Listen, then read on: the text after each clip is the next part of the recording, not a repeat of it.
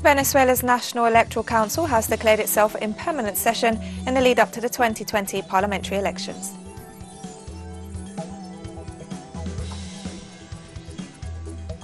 The Lebanese parliament has rejected the latest sanctions imposed by the US government against Syria.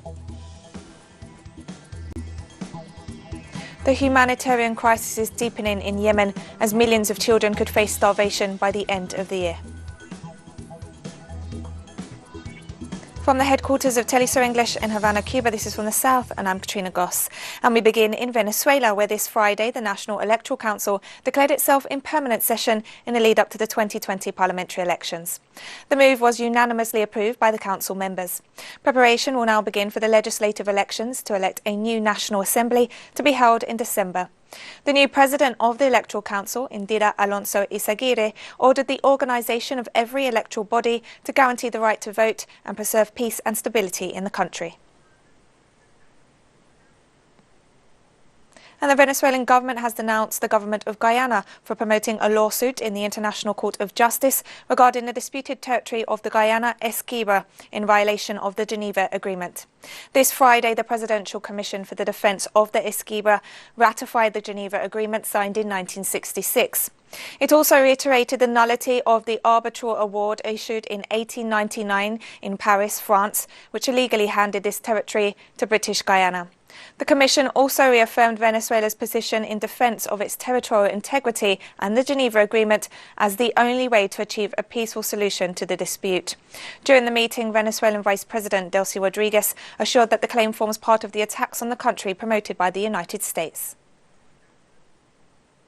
Presenta entonces Guyana una demanda unilateral. Guyana presented a unilateral demand that pretends to validate the arbitral award from 1899, where the imperial territory of Set is very obvious over our Guyana Essequiba land, one of the territorial offshoots that has more than a century old, the largest one that has ever known in the history of humanity. A curious thing, we made a call to Guyana people, because in 1899 Guyana wasn't a republic, and in those documents it's very obvious that Guyana was acting under imperial guidance, so it was an act to satisfy oil transnational interests. Argentinian President Alberto Fernandez noted this Friday that in the last 20 days, the metropolitan area of Buenos Aires has seen a 147% increase in COVID-19 cases. The president expressed his concern and called for new measures, including the isolation of the Buenos Aires metropolitan area, home to 97% of the country's total confirmed coronavirus cases. Fernandez stressed that his government has the necessary capacity to break the chain of infection. He also expressed concern over a possible resurgence of the virus following the easing of measures prior to the reactivation of the economy. That's why we're going to take several measures that will basically achieve two goals. The first is to preserve the life of citizens in the area. The decision implies a lockdown in the metropolitan area of Buenos Aires again. This way, movement will decrease drastically. By reducing movement, we are going to reduce infections. By reducing the number of cases, we are going to slow down the occupation of hospital beds. And while this occurs, we will be freeing up beds of people who are currently sick. This Thursday, the Peruvian Congress approved a gender parity policy in election lists to be effective in the next presidential poll in 2021. The bill modifying the elections law was approved with 111 votes in favour, 15 against and 1 abstention. According to the new legislation, the running mates for the Peruvian presidency and vice presidency must include at least one woman, and 50% of the nominations for the primary elections must be women. The bill will also apply to parliamentary elections. Experts and workers at Paraguay's National Electricity Administration have rejected a bill that privatises the energy sector. Our correspondent Osvaldo Sayas has the details.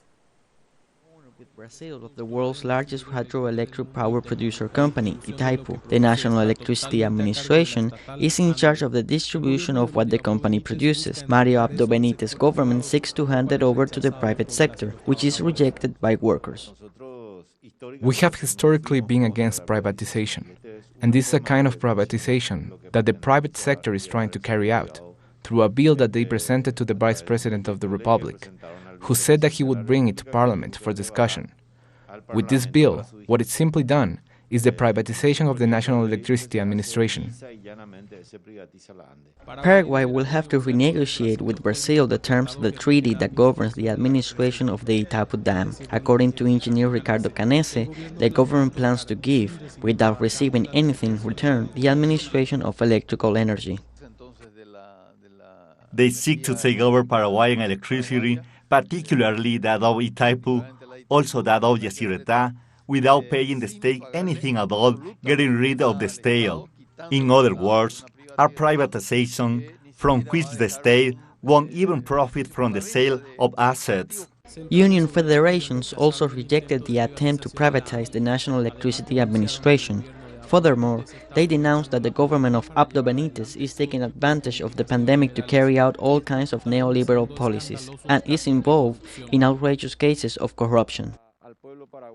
One aspect that outrages the Paraguayan people is the widespread corruption, and this has been reinforced by the outrageous events that have been taking place in recent months, in the context of the pandemic, where, on one hand, people are starving to death, while government officials have been plundering the state and the Paraguayan people.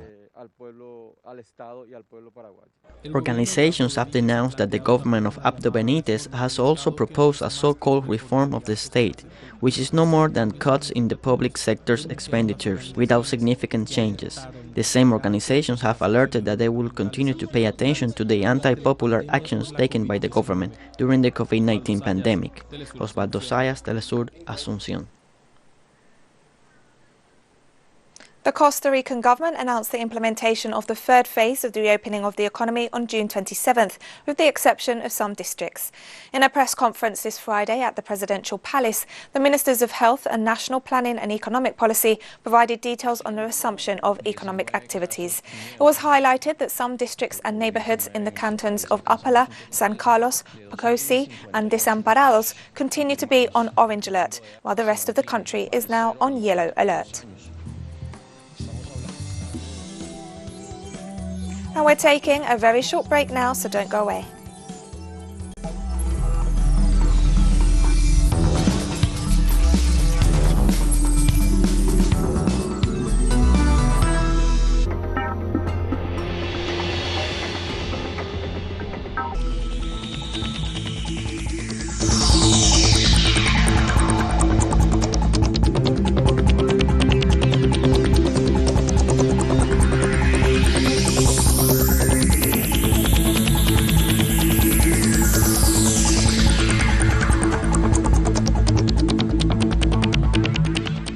Welcome back to From the South. On the occasion of the 75th anniversary of the signing of the UN Charter, Secretary-General Antonio Guterres stressed that the organisation continues to be the key to resolving the problems of a world facing a pandemic, widespread discrimination, climate change, poverty, inequality and war. Delegates in San Francisco in 1945, having themselves lived through a global pandemic, depression and war, seized their opportunity to plant the seeds of something better and new. Today, we must do the same.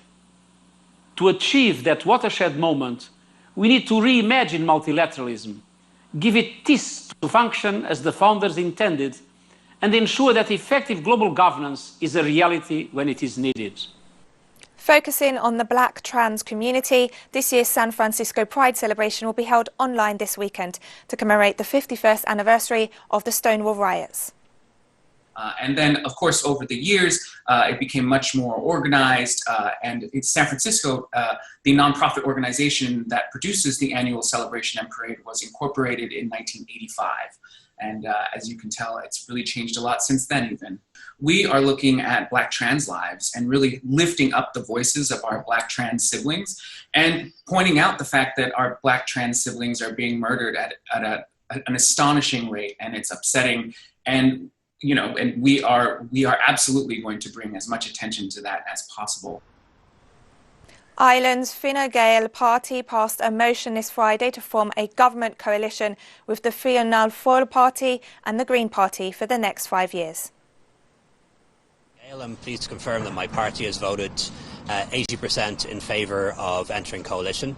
All sections of the party, parliamentarians, councillors, the executive and constituencies voted in favour. So Fine Gael is going to enter a third term in government and this new coalition, united and strong and up for the challenge. To the leader of Fianna Fáil earlier on, and he said the indications are good. Too early to say from the Green Party, but I'm confident that confident and hopeful that we'll see all three parties endorsing this coalition agreement today, able to establish a new government tomorrow and get down to work and get busy, and that's the most important thing. The Russian and French presidents held talks on Friday to address bilateral relations. The video conference included discussion of the current situation in Ukraine, Syria, Libya and in the Balkans. Russian President Vladimir Putin highlighted the 75th anniversary of the UN Charter, noting that it is always important to unite efforts in the fight against common threats such as the novel coronavirus pandemic, international terrorism and climate change. Meanwhile, French President Emmanuel Macron pointed to the importance of making Europe a real space of cooperation and peace in the midst of the current COVID-19 triggered crisis.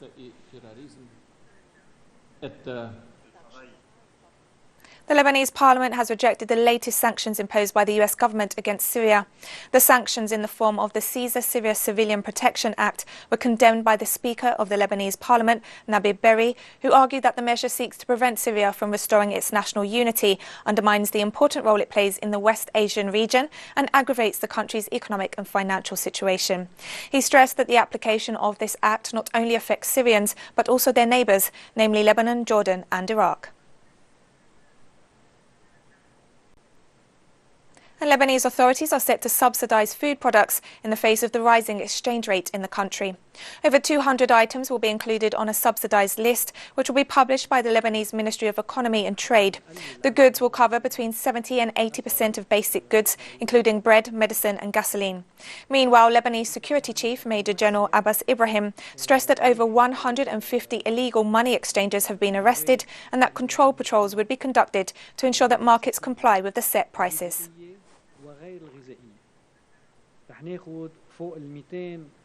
The director of the UN World Food Programme in Syria warned on Friday of a spike in food prices across the country, while noting that over 3 million Syrians are facing food insecurity. Prices have never been as high as that over 9 years of conflict. And people tell us that they can't afford to buy food on the market. They have to wait to buy food on the market until prices go down. Imagine, they're not waiting to buy a television or sports shoes, they're waiting to buy food. Parents can't afford to feed their children anymore.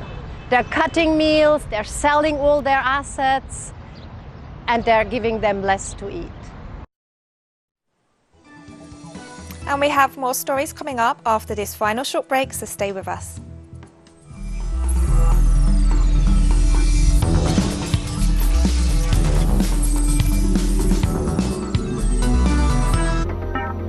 Face starvation by the end of the year. The announcement was made by the United Nations Children's Fund on Friday. UNICEF authorities warn that the rate of malnourished children could spike by 20% if urgent international aid is not received. Meanwhile, Yemen's healthcare system has been overwhelmed by the COVID-19 pandemic as it also tackles other diseases present in the country, such as cholera, malaria and dengue fever. The total number of confirmed COVID-19 cases stands at over 1,000. The Office of the United Nations High Commissioner for Human Rights has called on Malian authorities to address the escalating violence across the country, while noting over 580 civilian deaths. From the Pearl community, who are primarily herders, were responsible for at least 71 of these incidents, leading to the deaths of 210 people. Those from the Dogon community, who are mainly farmers and hunters, carried out 12 attacks, leaving at least 82 people dead. These attacks across community lines have also been fueled and instrumentalized by groups such as Al-Qaeda in the Islamic Maghreb, the Islamic State in the Greater Sahara, and the Group to Support Islam and Muslims. They've used the intercommunal violence to recruit members into their ranks. The state funeral of former President Pierre Nkurunziza took place in Burundi on Friday.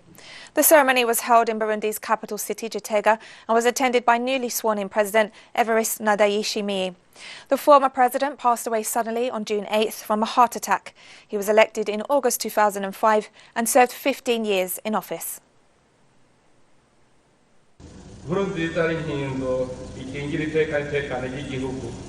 Nkurunziza was a shield that protected the honor and stability of the country. He was an example of a good leader who always looked where he was leading his country. In short, he was a close friend of Burundi. To lose someone in such a short time, to lose someone you would still like to live with, is not easy. So I thank the family. I'm here to represent the family. I thank God for giving us the strength to hold until this moment. The Special Representative of the UN Secretary-General and head of the United Nations peacekeeping mission in South Sudan handed over a donation of fire trucks this Friday. On fire trucks at the moment, and we have been assisting you in the past, but I'm hoping that these two trucks, one's a proper fire engine that'll pump about 250 litres a minute, and the other is a tanker which holds 10,000 litres of water, which means that when you go somewhere and have a fire, there'll be enough water there to be able to put the fire out. It has been quite a good time with the UNIMIS firefighters, because whenever there was fire outbreaks in Juba, we could request for assistance from the UNIMIS, and their response was promptly.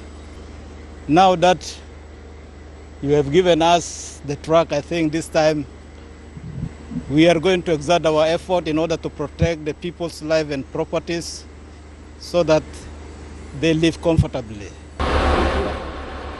Madagascar is celebrating the 60th anniversary of its independence, but this year's main event was scaled down due to the coronavirus pandemic. Only 200 people were allowed to attend the military parade, during which President André Rajoelina rode in an open-top Cadillac, formerly owned by Madagascar's first president, Philibert de Tsiranana. The island nation gained its independence from France on June 26, 1960.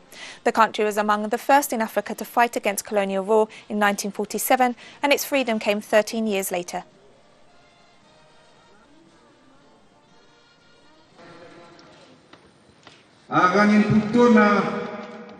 Over the last 60 years, Madagascar has been in decline. Our hope, our wish, is that in the next 60 years, we will progress so that our beloved homeland will reach new heights. Over the last 60 years, we have been trying to achieve real independence. We must now show solidarity in order to achieve that real independence, political, economic, and alimentary. In Uganda, the Ministry of Health has announced the implementation of measures to contain the spread of COVID-19, as well as the creation of an app to train healthcare workers remotely. We have more details from our CGTN colleagues. Minister for Health, General Thachen, has said Uganda has progressed to stage 3 of COVID-19 pandemic, with clusters of community transmission, meaning serious containment measures are needed for any eventuality. The expansion of the hospitals to the 40,000 beds has already begun. We have the designs, the contracting process is ongoing, and the mobilization of resources. And we do hope that not later than 1 month's time, this will begin. The training of the health workers already began. So recruitment is also ongoing for additional health workers. The minister also noted that Nambole Stadium will be used to accommodate mild and moderate cases of COVID-19 in the country. And we move the mild to moderate cases to large areas like Nambole, where we can have segregated auxiliary cares that can handle maybe 200, 250 groups separated, because they don't need too much attention. The minister also warned people in Kampala, especially in crowded places like Chikubo, taxi parks, to always be vigilant and follow the guidelines. That we do have danger. In Kampala, we have recorded over 34 cases. These 34 are an area of concern. They are among us. If we have removed 34, we don't know who is out there. We could only know if we were doing mass testing, which we are not able to do. In the same development, the Ministry of Health and Community Health Academy at Last Mile Health, Makerere University College of Health Sciences, has launched a capacity building app. It's timely because we know that we are not supposed to be in that close proximity with each other, so we need to recognize social distancing as required by the guidelines of Ministry of Health. So this app gives an opportunity to be in a class, to learn and have your capacity built without necessarily being in a group of people. The app closes the training gap by providing access to multimedia content with up-to-date information related to COVID-19 response directly on a smartphone.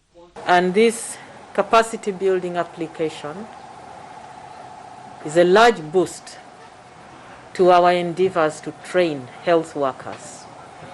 Our aim is to have many cohorts of case management teams, large cohorts of surveillance officers, contact tracers, psychosocial people, and so on and so forth.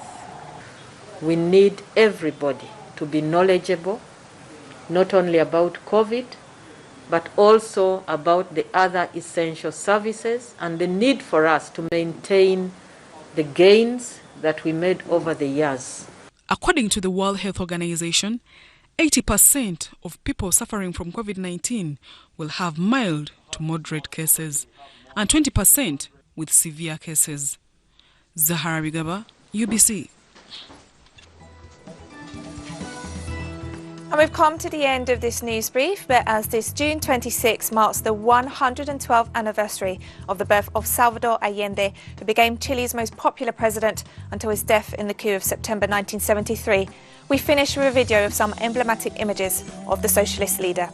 Remember, you can find these and many other stories on our website as well as on social media. For Television English, I'm Katrina Goss, and thank you for watching.